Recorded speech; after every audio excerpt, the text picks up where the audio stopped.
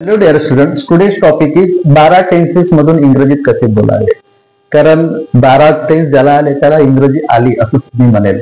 कारण टेन्सेस मधून आपण मराठीतले वाक्य इंग्रजीत कसे कन्वर्ट करायचे. जसं सिंपल प्रेझेंट टेन्स मध्ये ता ते प्रत्यय लागतात, पास्ट टेन्स मध्ये ल आणि प्रत्यय, नंतर फ्युचर मध्ये रारी प्रत्यय लागतात, नंतर कंटिन्युअस मध्ये त आहे, त होता त असणार, परफेक्ट मध्ये ल आहे, ल लाली आहे, ल लाली होता ल लाली असणार, आणि फ्युचर परफेक्ट अँड कंटिन्युअस मध्ये ल लाली आहे, ल लाली होता ल लाली असणार. असे प्रत्यय आपण लक्षात ठेवले so you will get the definite result. Okay, कारण मदर टंग मधून आपण लवकर कोणती सेकंडरी लँग्वेज असेल यू कॅन इझिली अंडरस्टँड. जसं तो शाळेत जातो, ही गोज टू स्कूल. तो शाळेत गेला, ही वेंट टू स्कूल. तो शाळेत जाणार, he will go to school. Okay, तो शाळेत जात आहे, he is going to school. नंतर तो शाळेत जात होता, he was going to school. तो शाळेत जात असणार, he will be going to school. आपण एक वर्ड का बरं घेतलं, कारण त्याच्यामध्ये चेंजेस कशा प्रकारे होतात आपल्याला इझिली अंडरस्टँड होते विद्यार्थी मित्रांनो. नंतर परफेक्ट टेन्स, तो शाळेत गेला आहे, he has gone to school.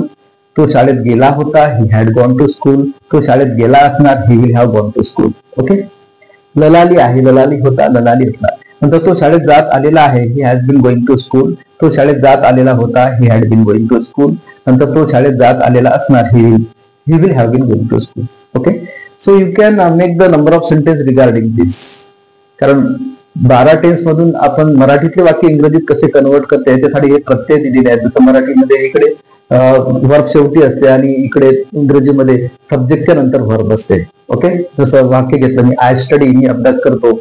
I study, I studied, I will study. अभ्यास करतो, अभ्यास केला, अभ्यास करणार. नंतर कंटिन्युअस मध्ये I am studying, I was studying, I will be studying. मी अभ्यास करत आहे, मी अभ्यास करत होतो, मी अभ्यास करत असणार.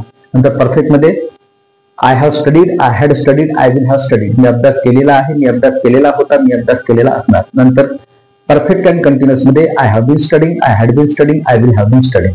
मी अभ्यास करत आलेला आहे, मी अभ्यास करत आलेला होतो, मी अभ्यास करत आलेला असणार. So this is very simple trick to understand, my dear learner. You just understand and make the sentences like this. Thank you so much.